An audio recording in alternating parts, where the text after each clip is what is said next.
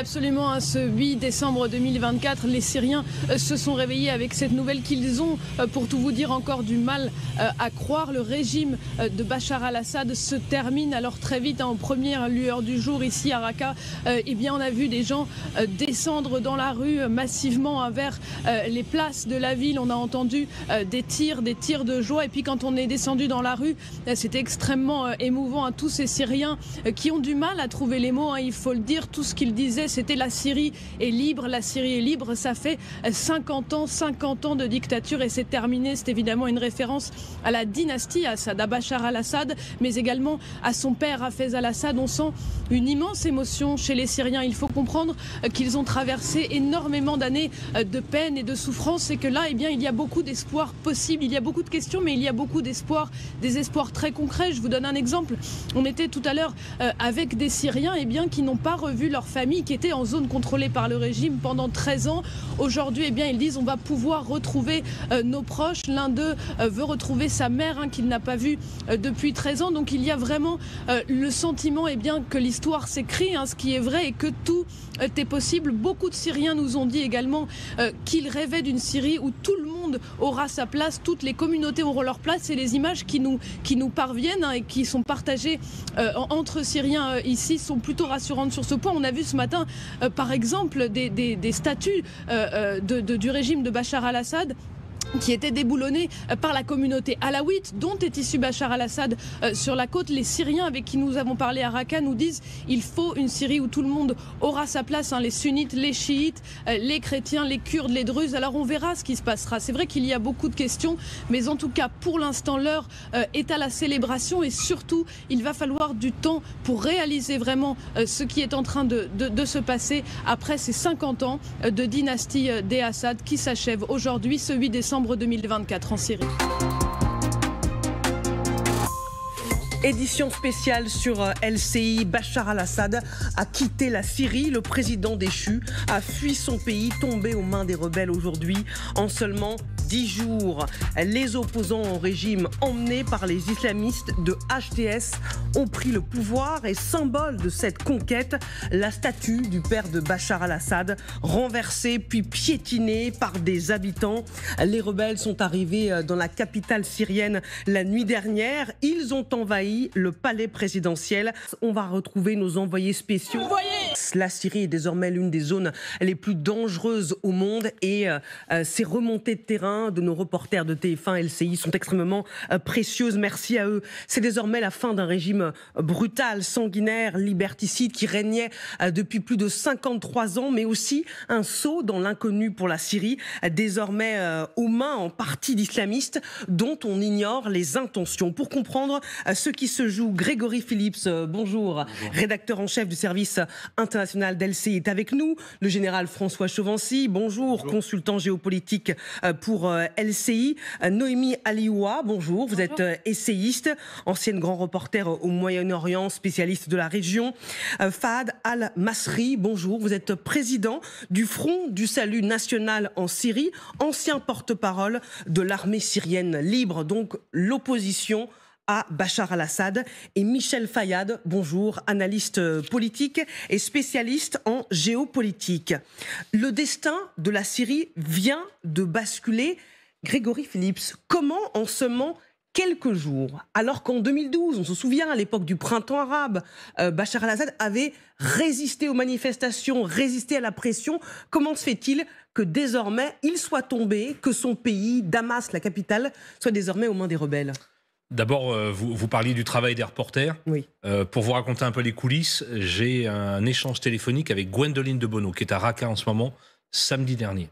Donc il y a 8 jours. Et Gwendoline, qui connaît très bien cette région, elle a été correspondante à Bagdad, elle est allée souvent en Syrie, me dit « Je sens que les choses bougent extrêmement rapidement ». On décide de l'envoyer à Raqqa, dans l'est de la Syrie.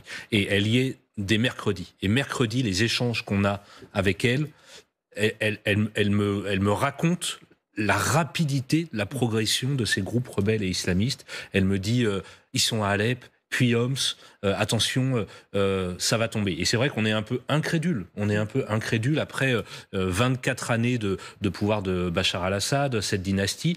Et même nous, mercredi et jeudi, on se dit c'est pas possible que ça aille aussi rapidement. Et si, aujourd'hui, le chef de HTS est dans Damas. On voit les images de François-Xavier.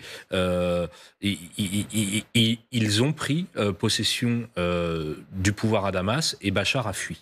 C'est extrêmement rapide. Pourquoi c'est aussi rapide comparé à ce qui s'était passé après la Révolution? Il y a des explications extrêmement diverses et je pense que vos invités ici les développeront sans doute mieux que moi. Mais vous avez d'une part le fait qu'il n'y ait absolument aucune résistance de la part de l'armée loyaliste. Je pense qu'on y reviendra. Il y a des raisons multiples à ça, mais pardonnez-moi l'expression, les rebelles, les islamistes sont rentrés comme dans du beurre.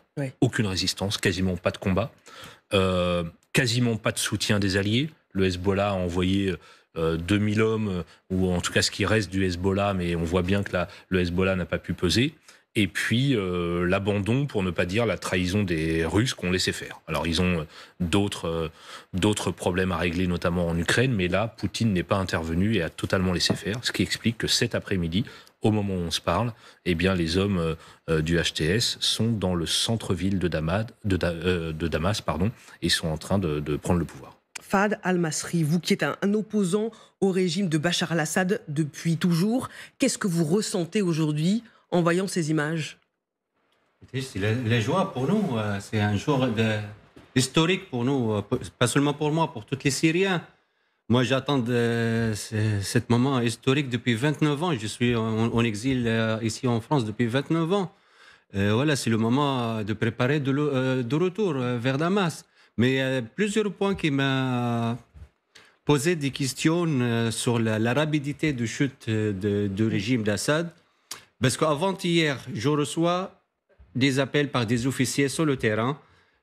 Ils m'envoient des informations que le Hezbollah, des centaines de soldats de Hezbollah et de la milice chiite irakienne, Al-Hajj al-Shabi, ils sont en train de rassembler dans une petite ville dans le nord de Damas, entre Damas et Homs.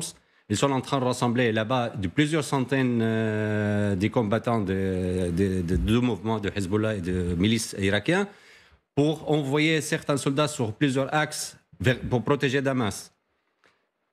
Et dans un coup, ils sont disparus. Deuxième chose, j'étais un petit peu surpris sur la rapidité d'entrée des islamistes, des certaines forces armées qui sont entrées à Damas. Et après, j'ai bien compris que cette rapidité, c'est en raison qu'il y a une coordination entre le parapluie des forces qui sont entrées sur le terrain avec certains chefs de services de renseignement syriens à Damas. Ils sont facilités à leur entrée. Mais les choses qui me font vraiment surprise, c'est pourquoi l'Iran a donné l'ordre aux combattants de Hezbollah hier l'après-midi, vers 18h à peu près. Il a donné des ordres à tous les soldats de Hezbollah de retirer de Homs, de la ville Al-Qusayr, de retourner vers le Liban. Qu'est-ce qui se passe avant pour que tous les soldats de Hezbollah reculent vers le Liban? Et pourquoi cette rapidité? Tous les diplomates iraniens aussi départ très vite de Damas. Donc il y a quelque chose qui cache dans la coulisse de cet événement historique à Damas. Bien sûr, hein, l'histoire est en train de s'écrire sous nos yeux, donc minute par minute, les informations, les images sont en train de tomber. Évidemment, nous les vérifions avant de les diffuser. Je vais vous faire écouter la réaction de Benyamin Netanyahou justement à la chute de Bachar al-Assad. C'est un jour historique pour le Moyen-Orient.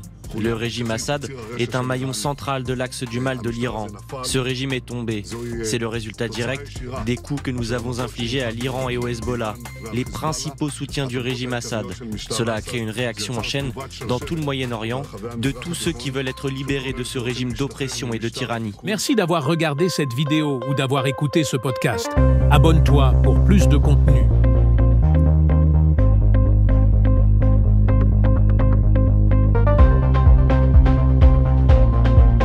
Merci d'avoir regardé cette vidéo ou d'avoir écouté ce podcast. Abonne-toi pour plus de contenu.